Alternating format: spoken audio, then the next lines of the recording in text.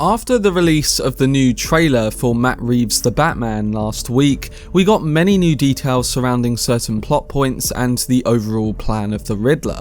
I have talked about these points in my breakdown video and covered additional news from the Empire magazine article that also came out, but there are a few shots in last week's trailer which I didn't really go into that I think could be hinting at a potential inspired ending for this new film. This may contain spoilers, so if you want to go in completely blank, I'd recommend watching one of my other Batman videos instead. But before I get into it, if you want to see much more videos on the Batman leading up to its release date, including the continuation of my Road to the Batman series with a video on Tim Burton's films in the next few days, then don't forget to support this upload by giving it a like rating, subscribing to the channel, and turning on your notifications. Also, feel free to check me out on Twitter, Facebook, Reddit, and Instagram at Cortex Videos, which is all linked in the description below.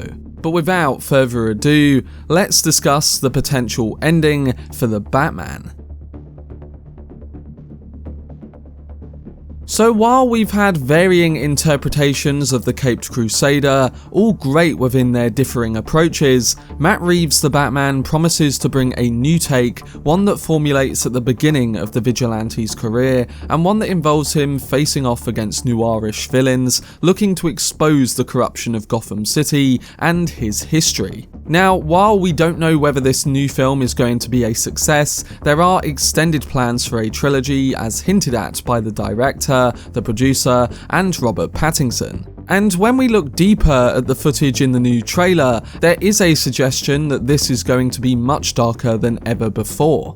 It all connects to the many mysteries surrounding the Batman's main villain, the Riddler. This Batman film is not only introducing a Zodiac-inspired take on Riddler with a mask and duct tape, but one who has a long connection and obsession with this new Bruce Wayne. While currently we believe that it's all to do with Batman's parents and the orphanage that Riddler grew up in, we don't know the precise details on this, but this long-buried secret is being used by the Riddler to destroy his opponent's life and put on display the corruption of Gotham. But how does the potential ending give us the culmination of Riddler's plan, and does it go even further? Well, the latest trailer for the Batman 2022 gives us a tease of the destruction coming Gotham's way, something that would change the city forever, along with Bruce himself. It's the kind of inspired ending that could run the storytelling of the potential trilogy, and it's a catastrophe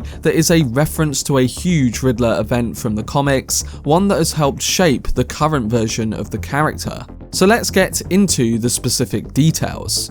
The end of the Cat and the Bat trailer for the Batman points towards recent rumours that the Riddler will aim to flood Gotham City, forcing the Caped Crusader to try and help people on the ground through the waters of the overflowing river. Now, we don't know how the Riddler will undertake this act of terrorism, but in the newest trailer there is one shot that signifies him or his supporters blowing up the supporting beams that keep the river at bay. We see the water blasting through the streets of downtown Gotham in another piece of footage, taking vehicles and anything else that situates within the city. It's likely that the film will show the aftermath and the deaths that result in this flooding, highlighting that only Batman can put an end to it all. We have a few other shots of Batman leading civilians to safety out of the water by being a beacon of light for them to follow. Now, why is this a potential ending act of the new Batman film? A Gotham flood is actually in line with a certain comic book story surrounding the Riddler, and it's one that has been brought up surrounding this new film before. Scott Snyder's Zero Year is the comic in reference, which begins with Gotham flooded, Batman presumed dead, and the Caped Crusader realising that he has a lot to learn if he wants to fight a new breed of criminals. So could this be the direction that Matt Reeves' film is going in with a sequel beginning just where Zero Year starts? Well, it's likely some of that will be in there, clearly signified by the rumours and the shots we've seen. If you've read this Batman comic, the Riddler cuts all power in Gotham before flooding the city, all while a hurricane is taking its toll with the destruction. This destroys Gotham, leaving it as a flooded wasteland in one single night, with the Riddler in full control of the city. And with this being the canon origin story, it turns the Riddler into Gotham's first main supervillain and one of the most developing characters. By defeating him in Zero Year,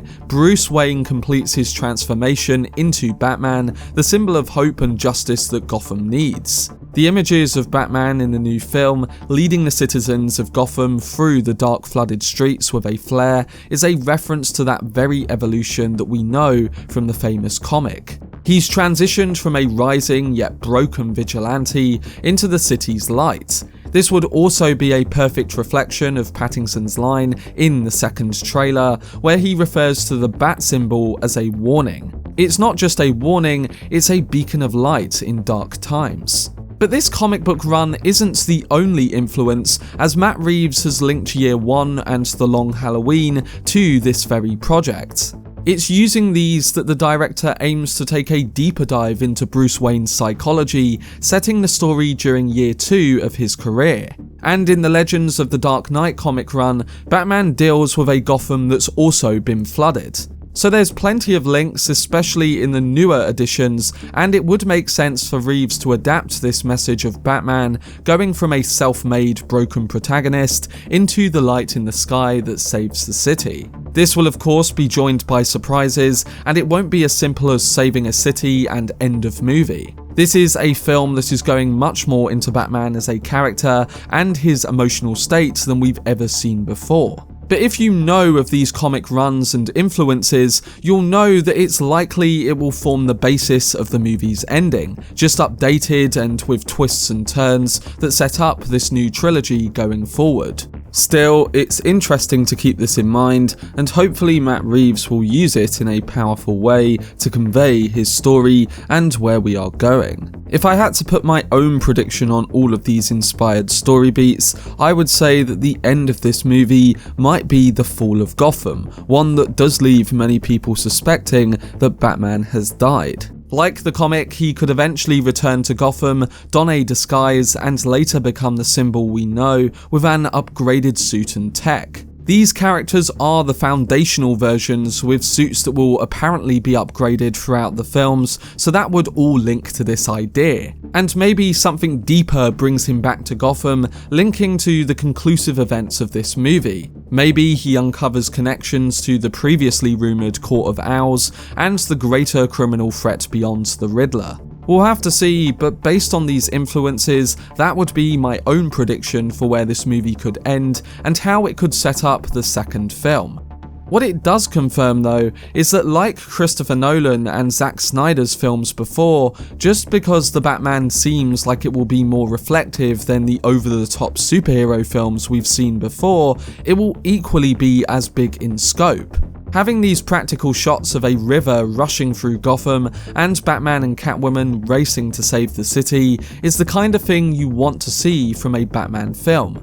But again, it's all based on the drama and character evolution of Batman, and having this flood be used as a somewhat message for the true Batman to come into the light, it makes total sense. It's a balance of the blockbuster and noir film. Of course, we won't have the specifics of this ending and the consequences of it until we see the film this March, and Matt Reeves has done a great job of keeping everything under wraps. But it does give us a glimpse of what he's going for and the inspiration on display. Hopefully it also sets up a second film in a potential trilogy well too, one that can continue to explore and evolve the character of Bruce Wayne and Batman.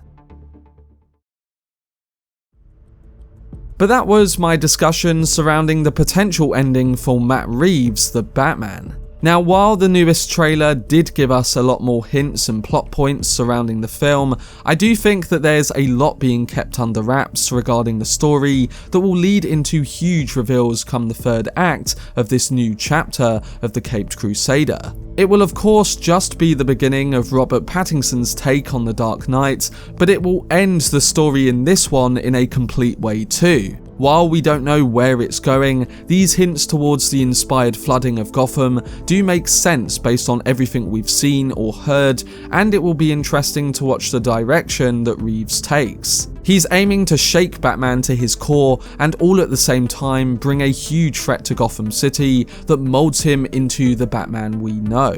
He won't be perfect, of course, because Pattinson himself has said that the character will be challenged in different ways psychologically if there are more films down the line. We'll have to see, but this does give us a hint of where the Batman could be going alongside the potential ending of this first film.